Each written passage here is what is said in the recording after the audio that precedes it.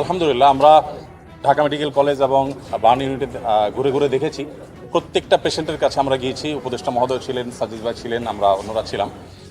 যেটা আপনারা একটু আগে শুনেছেন যে আসুন্না ফাউন্ডেশন চ্যারিটেবল অর্গানাইজেশন, আমরা আমাদের নিজস্ব যে তহবিল আছে সেই তহবিল থেকে কোনো প্রকার পাবলিক ডোনেশন নেওয়া ছাড়া আমাদের নিজেদের অন্য সমস্ত প্রজেক্টগুলোকে এই মুহূর্তে স্টপ করে দিয়ে এই প্রজেক্টে আমরা সর্বোচ্চ প্রায়োরিটি দিয়ে কাজ করছি। কারণ হসপিটালগুলোতে যে দৃশ্য, এই দৃশ্যগুলো যদি কেউ নিজের চোখে না দেখে সে আসলে কোনোভাবে অনুমান করতে পারবে না যে ভয়াবহতা কোন পর্যায়ে পৌঁছেছে।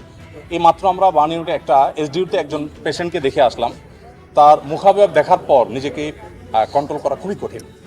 তার চোখ ছাড়া এই পুরো জায়গাটা জাস্ট গর্ত হয়ে আছে, পুরো জায়গাটা গর্ত হয়ে আছে, মানে চোখ ছাড়া আর কিছু একটা চোখ তাও মনে হয় আছে, আর পুরো জায়গাটা জাস্ট একটা ভয়ঙ্কর গর্ত হয়ে আছে। তো আলহামদুলিল্লাহ, আমরা এর আগে সাজিদ ভাই এসেছেন, এই পেশেন্টেরই আগের অবস্থার তুলনায় এখন অনেক ভালো। এটা হলো একটা আনন্দের সংবাদ যে তাদের খুব প্রপার ট্রিটমেন্টের মাধ্যমে তারা সুস্থ হয়ে উঠছে। আমরা ফাউন্ডেশন থেকে 5 কোটি টাকা ইতিমধ্যে আলহামদুলিল্লাহ খরচ করেছি।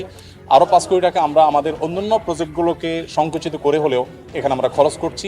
এবং শুধু আমরা নয়, আমার মনে হয় যে সারা দেশের মানুষ তাদের সাথে আছে। আমি বিভিন্ন জায়গায় গিয়েছি, সাধারণ মানুষ তাদের জন্য বিচলিত, সবাই দোয়া করছে। আমরা আশা করব যে তারা খুব দ্রুততার সাথে সুস্থ হয়ে উঠবেন এবং ইনশাআল্লাহ তারা স্বাভাবিক জীবনে ফিরে আসবেন।